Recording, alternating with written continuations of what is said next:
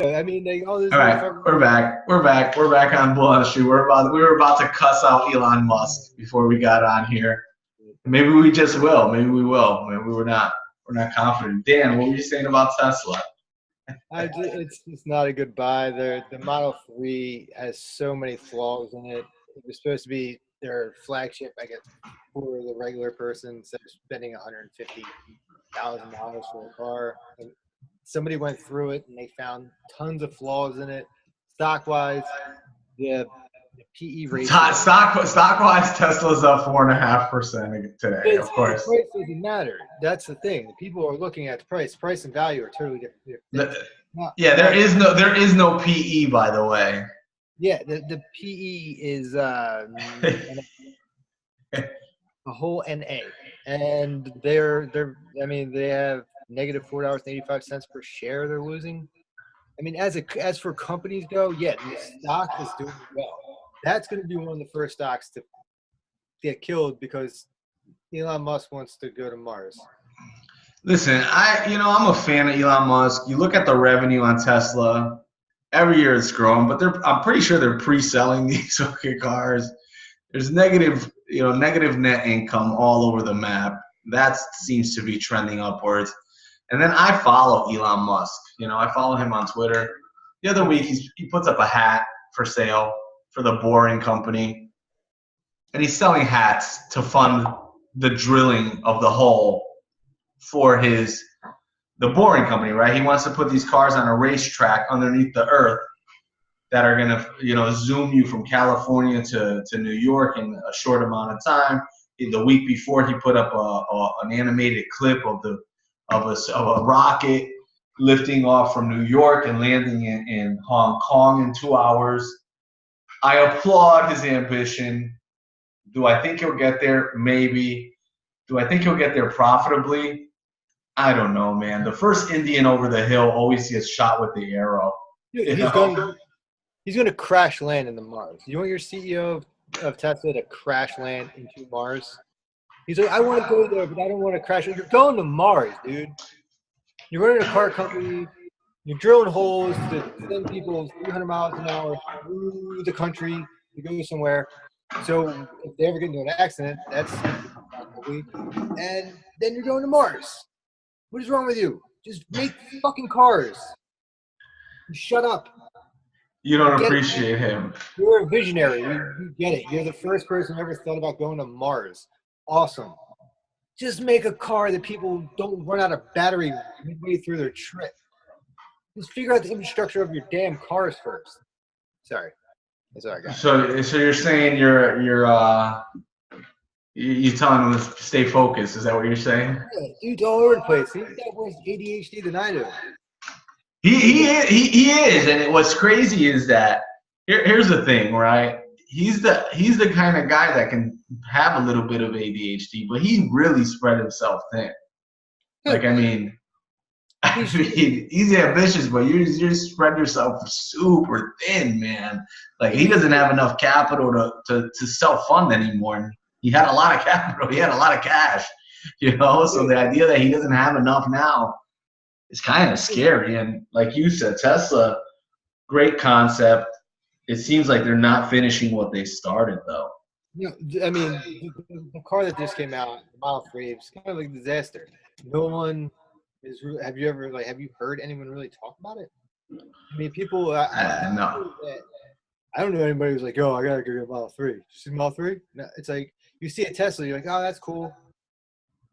Yeah. Yeah, Tesla. Somebody described it really well when they said Tesla's the car for guys that don't like to drive cars. Yeah, I mean, I would not buy a Tesla. Yeah, they have a really cool screen and does some cool shit. If I'm gonna spend that money, I'd rather get a Bentley.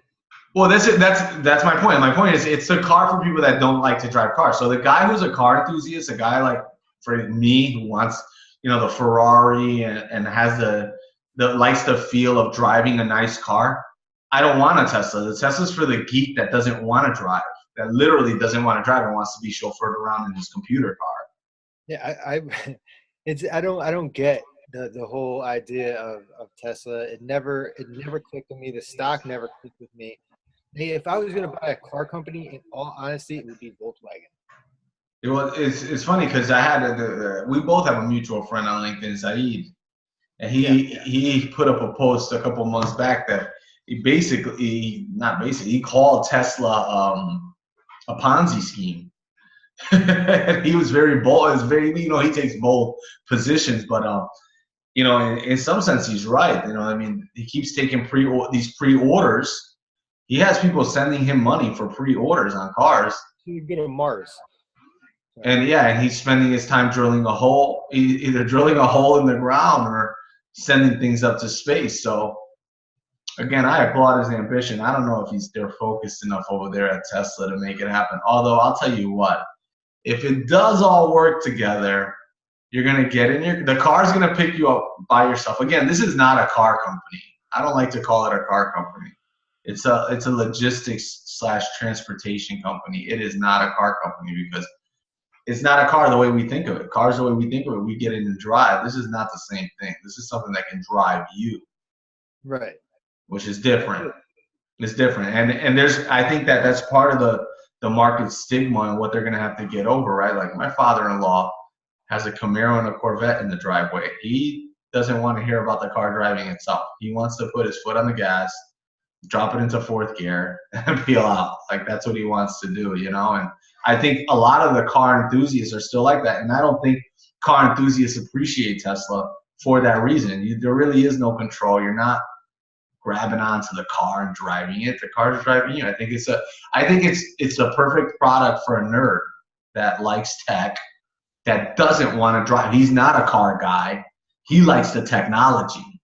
He's enthralled by the technology, by the idea that the car can drive itself. And I don't know if there's enough people out there. I mean, there seems to be a lot of people buying the product, but I don't know if he has the capability of actually producing. So far, he hasn't made any money. Because he's going to Mars. What do you need money in Mars for? That's true. You don't need money on. He's going to stop really, really, really hard on the surface of Mars. And that's. Why are you jinxing him like that? That's the only thing he doesn't want to do. Like I'm pretty sure he said that a million times. He's like, I want to go to Mars. I want to die on Mars. I just don't want to die on impact. And you're basically saying you're going to die on impact. He can't make a fucking car. He can't make a car. All right?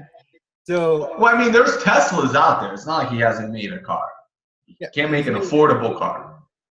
But he could barely make the Model 3 that all this time, they had the blueprint of the actual other Teslas. They could have just done that and then made it smaller and cooler. No, he's going to crash land in fucking Mars. I don't care what anyone says. It's going to happen. He's not going to be able to come back. There's no more Elon Musk after 2022. It's over. Well, they're losing money, so I don't know if there's not going to be any more Elon Musk, but there might not be any more Tesla. They're not going to be people are still piling into this stock, man. A lot of people are sheep. That's what they do. They go, oh, that stock's expensive. A lot of people are buying it. Let's buy it. But it's expensive, and it's really expensive. There's there's an expensive, and then there's an expensive. So no matter what, you're paying a lot of money for the stock, and you're paying a lot of money with no value. There's no value to that stock. But yeah, when I said Volkswagen, I'm looking at Volkswagen as they have Audi, Lamborghini, Ducati, Bentley, Bugatti, MAN, SE, Porsche, Scania, Seat, Skoda, Volkswagen commercials, Volkswagen Marine, and a whole other Volkswagen Financial Services, Volkswagen Leasing, Air Supply. There's so many of them.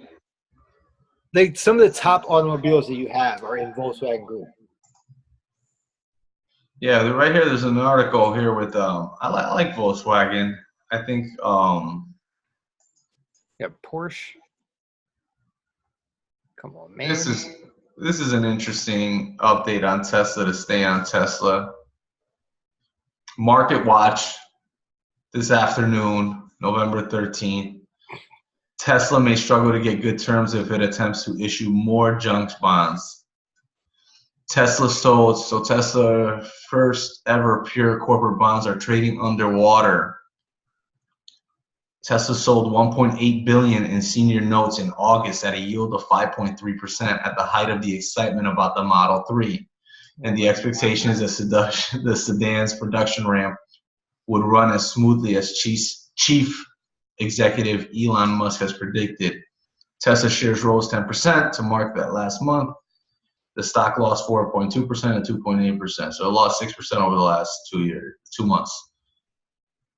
It's down Stock 9%. Yeah, not this month. Yeah, down 9%. The 5.3% notes will mature in 2025. We're trading at 93.81 cents on the dollar on Friday to yield 6.32%. So basically, their bonds are underwater, which basically means that the owners of the bond feel like it's worth less than what they paid for it, right? That's basically what they're saying. I mean, interest rate and the bond price have an inverse relationship. Bond goes down, yield goes up. Still want to make you buy it. They start off at cars are usually 1,000 or 100, and you have your yield, and then depending on where the bond goes up, the yield goes down. Bond goes down, the yield goes up. So you have an 6.3+% at 93.81.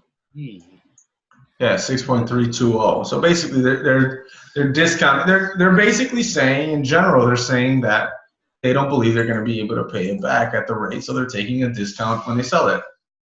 No, because all that money went to Mars. He's going to Mars, exactly. He's gonna pay Martians with dollars. Sweet. That's what I want my CEO. I don't want him paying attention to anything ever. Just go to a different planet. The bonds fell under par within a week of issuance. Because you had any idiot that spent that much money on Tesla bonds deserves to lose their money. I don't really care what you think about it. If you bought Tesla bonds, you're an idiot. You're an idiot. I mean, it may work out. I doubt it will, but you got to remember, this is the guy that helped build PayPal, and he's backed by the guy that first funded Facebook. You know, you got Peter Thiel in on this deal. You got Elon Musk in on this deal. It's not lightweights that are in on this deal. And a president who wants you to think bigger, who also bankrupts companies. The corporate raider of the 80s. I mean, our president was the corporate raider of the 80s. So you're saying no Tesla? Is that what you're saying? No. Are you kidding me? And for everybody who bought bonds, you should reconsider how you invest in life. So you would do VW? No, the group. I would do the Volkswagen group. Honestly, it's the largest automaker by sales. It ranks 7th in Fortune Global 500, the world's largest company. And it may not be doing as well, but you could probably pick it up at a discount. But the revenue is 217 euro or pounds. I believe it's pounds. Yeah. No, it's euros. I'm sorry. It's euros, yeah. 217, growing year over year. There's a little top line growth there. But then you look at what they have. Like I said before, they have Audi, Lamborghini, Ducati, Bentley, Bugatti, MAN, SE, Porsche, Scania, Skoda, Volkswagen commercial vehicles, Volkswagen Marine here, and a bunch of other stuff. Like all their industrial, logistics, and the international group. Yeah, to be honest, I think that I don't like the auto sector. I don't like it. Yeah. But if you are going to bet on auto, I wouldn't bet on Tesla. I mean, the time that you would have bought Volkswagen was, I believe, last year when they, for some reason, got taken down because they had to pay back the emissions problem with their diesel engine. Like it was like everybody's got a diesel Volkswagen. Like the financial news, which I absolutely despise, they made it seem like it was right around January-ish, and then September. Look at September. Look at that gap down. Well, hold on. I'm looking at Ford now, just because I'm done. Ford? Yeah, this is Ford. I tapped out of Ford. Ford is. Yeah, I don't like the automakers. I think that's just, with Uber. Toyota. I'm like, is Uber available yet? Is Uber on the market yet? No, not yet. If they were, I mean, I think that's the future of tech of the brands there. I mean, I would buy Toyota. Toyota, maybe Honda. I see a lot of Toyotas these days. Toyota. But if I had to pick, Yeah, 3% dividend rate, PE 11. Let's see their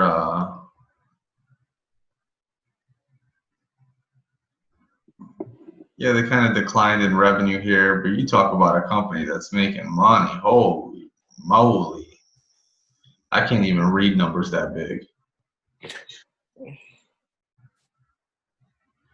it's for a car company. I like it. And the market's a little on edge right now anyway, just because of Trump's tax plans, the reform. Yeah, it's not really working out. Toyota, I like Toyota. I like Honda too. Honda took a dip today. Post market, -6%. PE 10. See how their income is coming in at. Their income is, yeah, they kind of very similar to what's going on with Toyota, right? They kind of slow, steady growth until 2016. They took a little bit of a hit here the last year. Well, I think it's because the real economy is not as great as everyone thinks it is. Not as great as it thinks it is. I mean, you have, just the real economy, what real people have to deal with. They're not thinking about like, let's go buy cars. They're thinking about like, let's try to get food. Yeah. They're thinking about how can we pay our rent. And right now they're thinking about, if they're short term, they're thinking about how do I get my Christmas gifts. They're not thinking let's buy a car. They're thinking Thanksgiving dinner. They're thinking Christmas dinner, and then they're thinking all the credit card bills that are going to come after, because they might not be able to afford what they paid in the first place. So if you get smart enough, you should get into, I don't know, Walmart. Maybe you should get into Kohl's. Yeah, I like MasterCard and Visa. Those are interesting plays. I think that even the American Express, which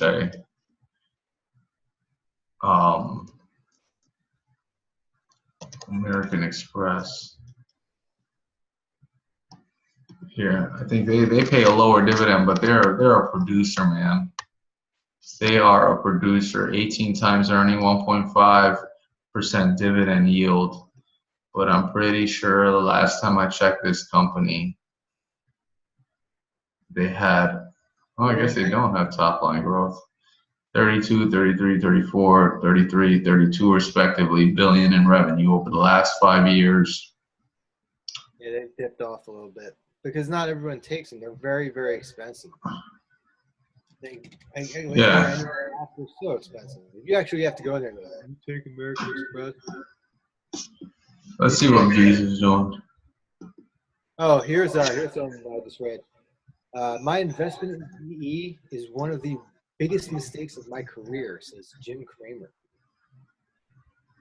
Their Visa is growing. Visa's growing at $1 billion a year in revenue, top line revenue. Let me see there. Literally every debit card. Every debit card's a Visa.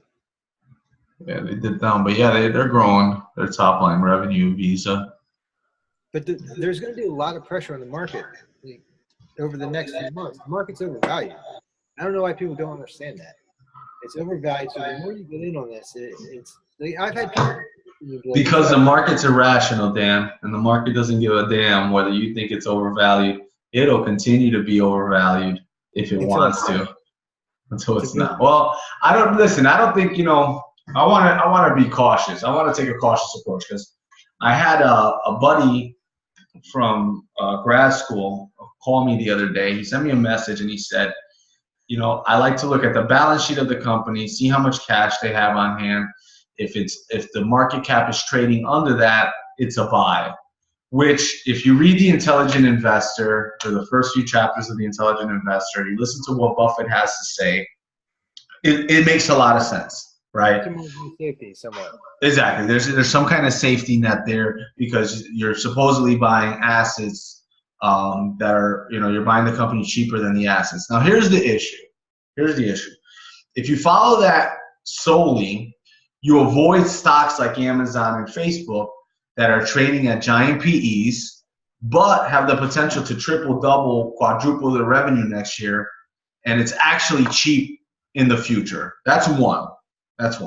And two, it makes you look at certain companies as undervalued that are on their way out. So if you look at a Barnes & Noble or some of these companies that liquidated some of their stores, had a big cash position, the stock was trading under the cash position, but the cash position was just going to be blown in operations, and they really had no idea on how to grow that revenue. If you take that intelligent investor approach, and there's more to that book than that, by the way, you know, both of me and you know that, but there's, you know, a lot of people have been looking at this concept, and just recently I got a call from a guy who told me that that's how he was analyzing his stocks, and I think you leave a lot on the table if that's the only way you're analyzing your stocks. I mean, it's kind of like looking at it like, where the hell have you been if you're just coming up with value investing right now? Like, I got it, Eureka, value investing. It's like, dude, that's how we mitigate risk. That is how we do it. Value investing is not your, well, it pays a dividend and it has a low PE. No, Barnes & Noble is a value trap. You don't buy value traps. There's some that look so good, and it's a trap. It's kind of like a tranny. I mean, you just don't know what is under the hood. You just don't know really what's under the hood. Bless you. God bless you. Thank you. So you're talking about, like, one of my favorite books is from Seth Klarman, Margin of Safety, aptly named. You know, and yeah, if you can, read Peter Lynch, One Up on Wall Street.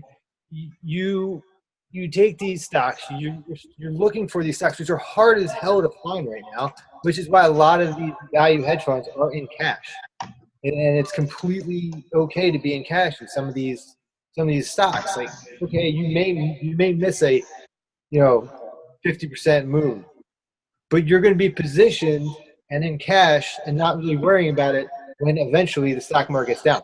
Now, we're in unprecedented territory since 1917, when I believe the Fed was started. They've never meddled with the stock market like they have now. They've done 3 quantitative easing. They put $4.5 trillion on their books, and they have to unwind that. That's why we have this. The Fed is this. The Fed is this stock market. Well, I mean, Trump said it himself. If those interest rates move just a little bit, that stock market's going to go out of whack. I mean, he said it himself, straight out of his mouth. Dude, that's all right. So, all right, go flashback, 2013. They mentioned stopping quantitative easing. Like they coughed it. They're like, "Oh, this is where we're going to stop," and the whole market just crashed. Like, it just took 1,000 points off the down. Like, that was that. The thing is that when we started to stop the quantitative easing, raising rates, because there's a divide in the Fed where it comes down to, some people are like, hey, you should speed this up a little bit. And other people are like, yo, you need to slow down the raising of the rates, because if people start finding other areas to invest in, which there are none, where are you going to invest? You're going to invest in a house and hold it for 30 years? You're going to invest in the debt market and get nothing? You're going to go to your bank and get 0.001% for your interest? No, you're going to be in the stock market, because that's the only place you can invest to get any type of yield. Now, eventually, it's not going to happen. If the debt market does pop up a little bit, where you're like, okay, I can be safe and get this much yield, 3%, 4%, 5%, the stock market is going to completely. Well, that's where we're at now. That's where we're getting to right now. That's exactly where we're getting to now. You got Microsoft at 2%, dividend yield. You got Coca-Cola close to 2%. You got GE, which is slashed, right? So they're at 1%. You got Boeing at like 1%. You got Amex at 1%. So you're getting, and that's kind of my benchmark. As soon as you start getting to that 1% yield, 2% yield in the stock market, then you're going to start pulling out to get that 3% yield in the bond market, whether it's corporate bonds. Now, guys like Tesla not paying their corporate bonds is going to make people pull out of everything, and then the question is, where are they putting their money in? I wouldn't be surprised if people are just going to pull out and be done with it. You got a lot of baby boomers in that era where they don't care about investing. Some of these guys are just going to cash out and they're going to blow it all before they go. You know what I mean? I mean, this is, like I said, it's unprecedented. Like, you can't. So now we have the 10-year. We have the 10-year at 2.4. It's getting up there. I mean, it's 2%, but I mean, it's get it to 3.45. Give somebody another option outside of startup companies. Because everybody's a startup now. Yeah. Everybody's a startup. You have startups. You have private equity firms. Most of your investors, regular investors, can't get to. They can't get into hedge funds. You have the debt market, either the U.S. debt, the Treasury, or you have corporate debt. Now you have corporate companies like Tesla coming out saying, like, here, buy our junk because we're an idiot. And then you have actual 10-year notes that are backed by the government. What would you rather be in? 5%, U.S. the 10-year. I would rather be in a 10-year for 5% rather than watching this market just collapse one day because everything under the fiat currency that's holding it up, all the money that's been dumped into the market. What's going to hold it up then when they start to actually unwind that trade? What if they unwind that trade terribly? What if the new person, who I don't know who it is, and they haven't even been, no one said who it is, or they haven't been vetted by the Senate yet. What if they don't know what's going on? Like, they have to hopefully they pick somebody that's been around it, but they don't know exactly what's going on. They're just passing it to somebody else. Like, hey, this has been an issue for quite a few years. Now you unwind this so the market has a smooth landing. Because I think we went from like 6,000 to 24 in the Dow in like 8 years. Yeah, the growth is unprecedented, but it also correlates with inflation. Not even 2%, and it's under 2% now. So it's not even correlating with that. It's just the amount of money that they did 3 quantitative easing. Zimbabwe did one, Japan did one, Germany did one after World War I. None of them worked out. Look at Zimbabwe. You can buy a burger for like $3 trillion. That's what I'm saying. The inflation is gonna. Yeah. It's gonna stick after. Yeah, I mean, you're gonna have hyperinflation or hyperstag. It's like you're gonna have something just because it was meddled with so much. That's the problem. They've never stepped in like this, and it was because the 2008 and the preceding years were so bad that they had to come in and step in to save the market. Yeah, I'm more concerned that if the companies can come in and save themselves. I mean, other than tech companies in Silicon Valley, there's a lot of things that don't look attractive in the U.S., man. You got solid companies like Coca-Cola, but man, if everybody's not running from sugar products, I don't know what they're running from, right? You have products, you have companies like Walmart, but man, if those guys don't pay anybody a decent wage, and if Amazon isn't taking their market share, I don't know what isn't. So I don't know what companies. I mean, like I said, my last investments, I said this in the last video, was Facebook, Amazon, and Alibaba, just because I don't see any other creative sources or founders out there actually drumming up the business anywhere, especially when you got headwinds coming in from China and India, where I hope to God we get good trade agreements there, because they're going to wipe our asses all over the floor, man. I mean, I don't care, from toothbrushes to pens to your local bicycle. They can make it faster, cheaper, and better than we can here in the U.S. And I dare anyone to tell us any different. Someone's going to tell me, oh, no, the quality's better here in the U.S. or whatever it may be, but you're going to need a $1,100 bike. Who the hell is going to buy that for their 9-year-old? You know what I mean? They said that if they use, I think it was like almost over $1,000 for an iPhone 6, if they use American parts, American people. And now they're trying to pay people. I know in New Jersey, we just elected Bill Murphy in the worst campaign run by Republicans ever. We had a guy that didn't even run against anybody for assembly. He was just like, I'm Democratic, and all the Republicans were like, here, you got it. So when Phil Murphy came out and destroyed Kim Gardano, and I was at one of their events, and this is what they were talking about. They were like, we can't let in Mexicans because they get high on pot. And I was like, I'm out. This was the dumbest campaign I've ever heard. So she got her ass kicked, and he's come in. He's like, oh, we're going to pay everybody $15 an hour. Now, going back a month or two, they had a furlough. How are you going to pay everybody $15 an hour? Let's say pay people $15 an hour, and then you have to pay them, they have their benefits, they have their workers' comp, now they have their own employees, you have to pay them in New Jersey. What are you doing? You don't have the money. I think America doesn't have the money to pay people $15 an hour. Just like if you have people paying $15 an hour minimum wage, you have small, could we do it? I couldn't pay somebody $15 an hour. Yeah, no. The whole workforce $15 an hour. I'm outsourcing things now today to India and China on Freelancer and Fiverr.com. Yeah, you can't afford it.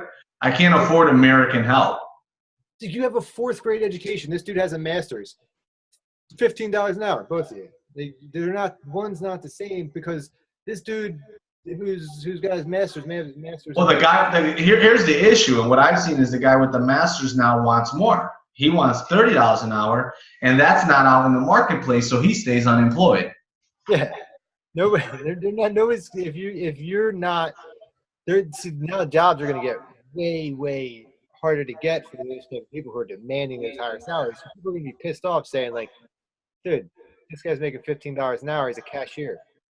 We're gonna demand the college educated person or the guy with the master's is gonna demand more money. The question is that job even gonna be there? We're seeing jobs. Technology is stealing jobs. It's undeniable. Oh, yeah. It's undeniable. Automation, technology is stealing jobs. Am I crying for anybody? No, but it's a reality of life. Like there's jobs that legal professionals, accounting professionals, that those jobs, little by little, they're not going away completely, but they're consolidating to the point where you don't need as many people there in that sector anymore. Yeah, and what do you do with those people? Well, same with wealth management. You don't need anybody in wealth management. That's what I'm saying. I'll just give you, I'll let everybody know what a scam wealth management is. So you have a dude who doesn't know anything about anything. He's probably 24. He's got out of school, watches CNBC, reads a journal, maybe, hopefully. Hopefully, yeah. He's calling you up. He's saying, I got this really good stock. No, you don't. Your company has this really good stock. They're getting, it's not like it's not payola, but the mutual funds are coming in saying, like, let's go to dinner. Let's go to a hockey game. Let's do this, do that. This is my mutual fund. Your mutual fund sucks, but you brought me to a hockey game. So I'm going to have to now use your fund to call this guy up and say, all right, this was great. So I'm running your portfolio, and I'm hoping that these mutual funds do well. I don't know anything about the mutual fund. Yeah. I just told you, you're paying me 1% to run your assets, and I don't know anything about it. I barely know who you are. The reason I call you're paying the mutual fund the percent of that percent. Yeah, well, there's a whole other charge inside the mutual fund. Yeah. They're paying like 3%, and I'm a 23-year-old kid going like, I don't know, yeah. I told my uncle that, and the guy that reached out to me, I said, look, when you get into a mutual fund, and a wealth manager, you're paying the wealth manager to pay another fee at the mutual fund. And then if you ever read the prospectus on some of these mutual funds or ETFs, they can do whatever the hell they want. So it's like you don't even know where the money really is, if you really want to look into it. They give you the top 10 holdings, and you look at it, you go, I've never heard of most of these stocks, or I've heard of every single one. No, what I find interesting with the ETFs is they give you the top 10 holdings, and the top 10 holdings equate to 15% of the portfolio. Yeah. About it. And it's like where the fuck is the other 85% of the money going? Well, you can only invest, I believe, 5% up to 75% of the portfolio. Then 25% can be dumped in. You can take 25% of the pot after you get to 75% and just throw it into like Swahili soda. Yeah. No, the prospectus reads like a giant disclaimer. It's We can basically do whatever the hell we want. yeah. All right, well, that's what it is, man. We talked a little bit about Tesla, a little bit about Visa, Amex, some quantitative easing, the debt markets, inflation, wealth management. Money away. What's that? You're throwing your money away with both managers. Just do it yourself. It's not that hard. I think that you need to hedge inflation. If anything that I know is coming, inflation's coming. Inflation's coming, and the only two ways to hedge that, man: the stock market and real estate, or gold, I guess. Don't fuck up the unwinding. What's that? Don't fuck up the unwinding of the trade. They're gonna take a hit. There's gonna be hits there because there's gonna be money moved, and I have a feeling like this GE thing today. This GE thing today is gonna take a run. The market's gonna run on this because you got to remember there's so many novice investors in the market that they see a 7% dip, they think the market's ending. If there's that guy that has that portfolio at a TD Ameritrade account and he's got 50,000 in there and he's got 6,000 tied up in GE, today he thinks the market's closing. He thinks the market's on a run down. And he may just start selling positions. I mean, I did. This morning I got up, I sold that position. I sold it, and luckily I saved myself 4% on the trade, because I got out early enough. Thanks to you, by the way. Funnily enough, that if I was in wealth management, I'd be like, no, Mr. Smith, everything's fine. The economy is wonderful. I don't know. We've never met, but I went to a hockey game, and the mutual fund manager told me all about it while he was buying me a hot dog with a shot of Jack. It was wonderful. Great. It's going to do great. Everything's going to be fine, Bob. I always think there's a bull market out there somewhere. I really do. Thanks, I do. I think I agree with him. I think there's a bull market out there. Do I think there's going to be a pullback? Fuck yeah. Do I think that you can time it? No. I don't think you can. I think that you have to be in there. I think you got to pick winners and buy them again when they dip. That's the whole point is to find a company that you feel that is fairly valued at this point. Saying undervalued isn't. So at this point, fairly valued. And if it goes down and you like it and the fundamentals stay the same, nothing changes in the story, everything's the same exact thing as it was when you were buying it, buy on the way down. It could go back up unless it's the tech market of 2000 and then you have 15 years and it's just going to be a fiasco. So you got to make sure that whatever you buy. I think that there's some synergies there, man. We have some tech companies just like Amazon that is just completely crazily valued in the eyes of the average investor, and it just takes one or two of them to make the investors have a run on the bank, and that's where I see it happening. I see, like today was a significant scare. You have a Dow company going down 7%. You get 2 or 3 stocks like that in one day going down 7%, man. It'll be enough to test the nerves of some of these hedge fund managers, and all you need is a few of them to start moving around money. Now you got 6 companies that are down 7%, 8%, and your average investor now doesn't have the stomach for that. They're going to be pulling, and that's going to run the market. So I wait for that day. I hope that I have a hefty cash position now in the portfolio. It's always to buy down more, and we'll see. I've been waiting for years just because I don't trust anything. I feel as though this market's, as in what they say, fake news. This market is fake. There's a lot of fake news. You're right about that. The stock market feels like fake news right now, doesn't it?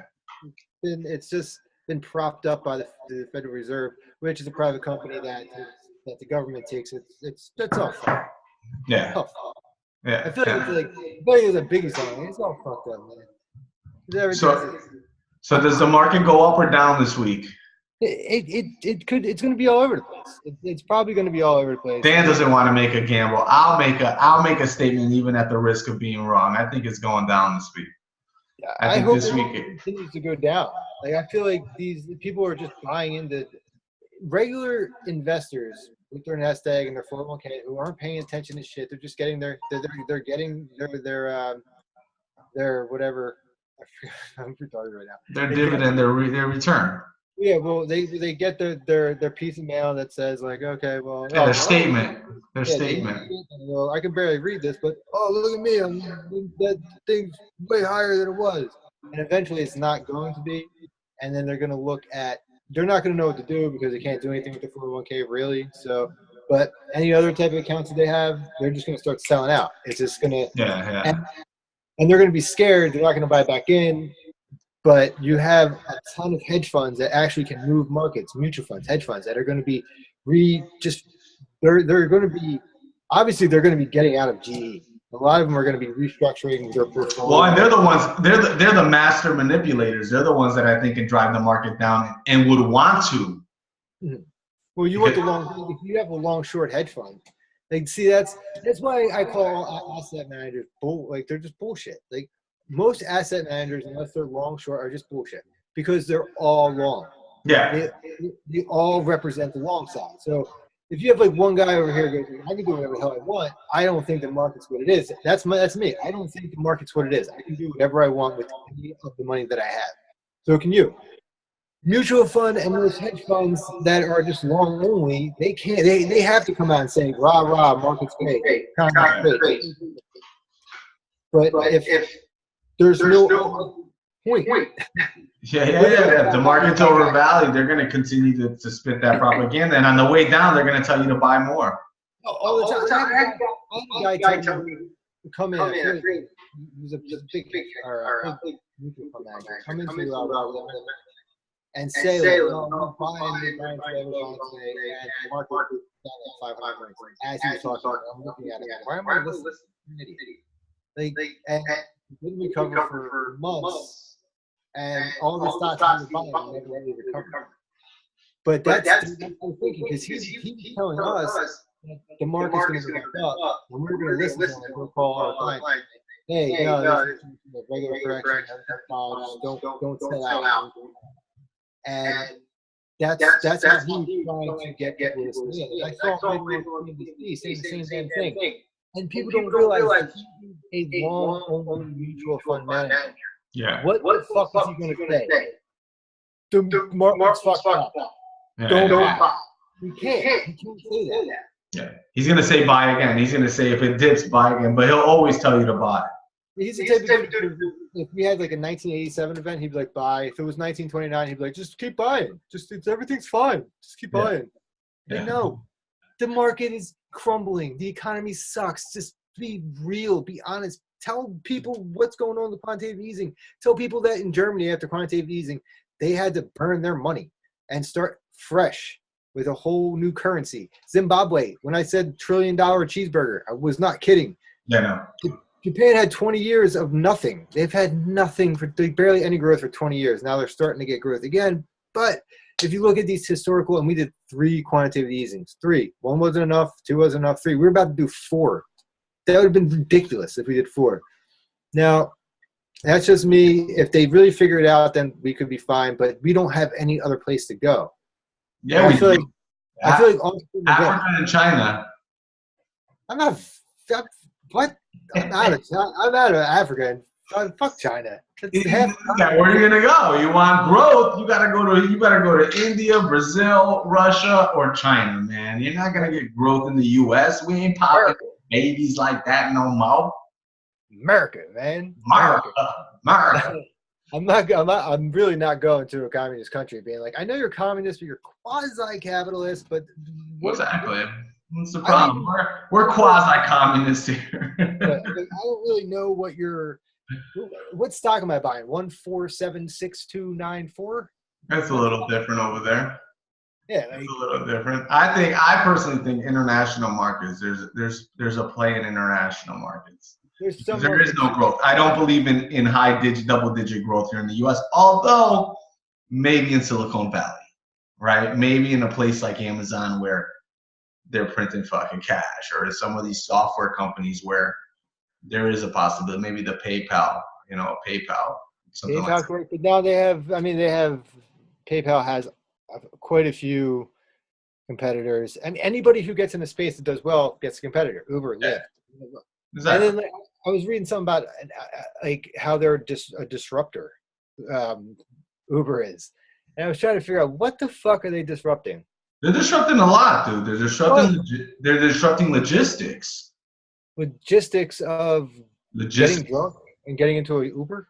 No, think about it. Uber Eats now. Overnight, Uber gave the capability to every restaurant in the country to deliver. That And give me was some Betty on it. impossible without the overhead.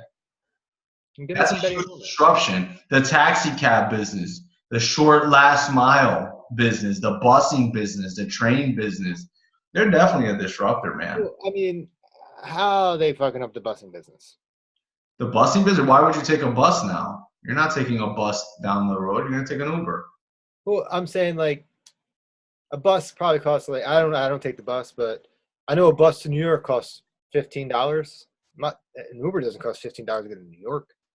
No, maybe it costs a little bit more, but they're definitely, you can't, it's undeniable that people are taking more Uber rides than they're taking bus rides. They're taking more Uber rides than they're taking, even the train ride. I definitely think it's disrupting. And just Uber Eats alone. The other night I tested it just to see what it was about. 3 in the morning, got delivery from McDonald's. I live in the suburbs, man. It's like, it's impossible to do. It would be impossible to do anywhere else. It's like, Is it expensive? it was a $5 delivery charge, and it was the What? exact same prices as it was if I went to McDonald's. So it was like I could have drove there and spent the $5 in gas, but instead I had it delivered. It was a very interesting model, but if you think about it, now the little mom and pop shop that couldn't afford to hire a delivery driver now has the option of doing delivery. Uber Eats is definitely, and they're gonna start delivering more than just food. You're gonna talk about that Walmart run that you want to do, right? That grocery store run that you want to do. They're gonna end up doing that. So when you talk about who's gonna deliver the Amazon product right away, same day, Uber figured that out, right? You don't need a big delivery service, a UPS or a FedEx anymore. You have it on demand, local, without the overhead of the workforce. I think people are looking at Uber way too linear. They're looking at it as the cab you get into when you're drunk, and they're not seeing what the CEO over there sees, which is, Oh, that's the new guy. All right, never mind. Remember we were talking about who's the new guy? The yeah. Uber is the new guy. All right, yeah, I can see. So it could be. But let's wrap that up here. If anyone wants to email us bullonthestreet@gmail. I get those emails. I hope Dan maybe gets them. We don't know. But if not, hit us up on LinkedIn. We're both on LinkedIn. We have our links under the profiles on SoundCloud and on YouTube, wherever we share this, wherever you guys are listening to it. Our links are right below. And any final words, any departing words again, Dan? Hey, don't crash into Mars. Don't crash into Mars. Stay safe out there investing, man. If you lose too much money, don't blame us. Do your own homework. Have a good one, guys. We'll talk next time.